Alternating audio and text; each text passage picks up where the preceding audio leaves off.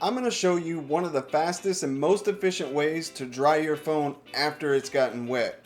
Because I'm pretty sure if you're watching this video, then you just had a moment like this. I'm to go on my phone! Oh, Amy gave me this! Amy gave me this! My girlfriend gave me this phone! Wait, Amy, you broke my phone, bro! What the fuck? My girlfriend gave me that, you black motherfucker!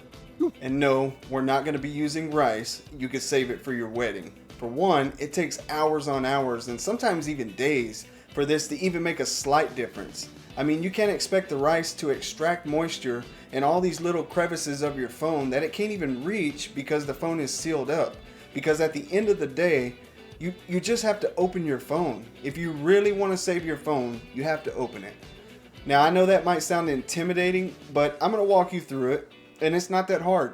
And there's tons of videos out there showing you exactly how to open just about any phone on the market. So let's get going because we don't have much time. If your phone got wet, you need to turn it off right now. If you can't, then it is what it is and just proceed with caution. Now, step one is going to be getting the phone open. And obviously there's lots of phones out there and I can't cover all of those phones in this video. But I will be demonstrating how to do this using an iPhone because I happen to be an iPhone user and my phone got wet. So all you iPhone users out there, you got lucky. If you like what you're hearing so far, please don't forget to subscribe because it really helps. So on the iPhones, there's going to be two tiny little screws right at the very bottom of your charger port. So you're going to want to take those out and those will be the only screws holding your phone together, believe it or not. Now this next step is simply prying your screen off. So what you're going to want to do is get some type of really thin, strong metal or a metal spudger tool that's made especially for this, like this. What I typically do is get that thin metal and run it around the edge of the screen where it meets the phone and try to separate the screen from the phone itself. And once I find an opening somewhere, I just wedge it in there and just move it around until I can wiggle the screen loose.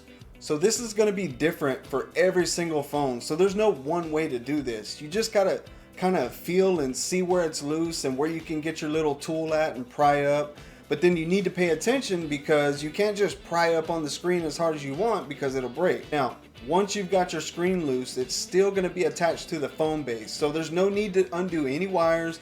Don't do anything other than get it loose from the phone. That's it. Your whole goal was to open up the phone, nothing more. So now that you got the phone open, you're going to take a paper towel and dab off any moisture that you see.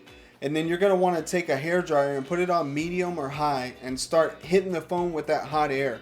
You're going to want to keep the air moving and not let it sit in one place very long because you don't want to heat your phone up too much. But at the same time, your phone can handle the heat as long as you don't go crazy. I mean, I got my phone so hot that it burned my hands when I picked it up. Now, I'm not advising you do that. I did it by accident. But I just wanted to show you like how resilient these phones are when it comes to a little heat. Now, you're going to have to be the judge of how long you apply the hot air to your phone because you're the only one who knows how much water is in your phone. Now, if you have a minimal amount of water in your phone like I did, then I would say, 5 or 10 minutes off and on is good. Now, if you have a decent amount of water in your phone, then I would go 30 minutes or more.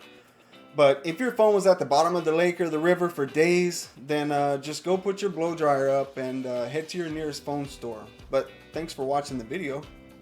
Alright guys, so you got it dry and now what do you do, right? So you have a few options. So you can either, if you're not in a rush, you can leave it open. And that's what I would do. If you're not in a rush, just leave it open. Put a fan on it and leave it all night and then come back to it the next day. But if you're in a rush, which is what's really good about this technique, is that if you're in a rush, you can close it up right now and you should be good to go in most situations. Of course, it's going to be a case-by-case basis. There's going to be a few people that do this and it just doesn't work because the water hit the right component at the right time. It didn't matter what you did, it wasn't going to work because you burned out something crucial.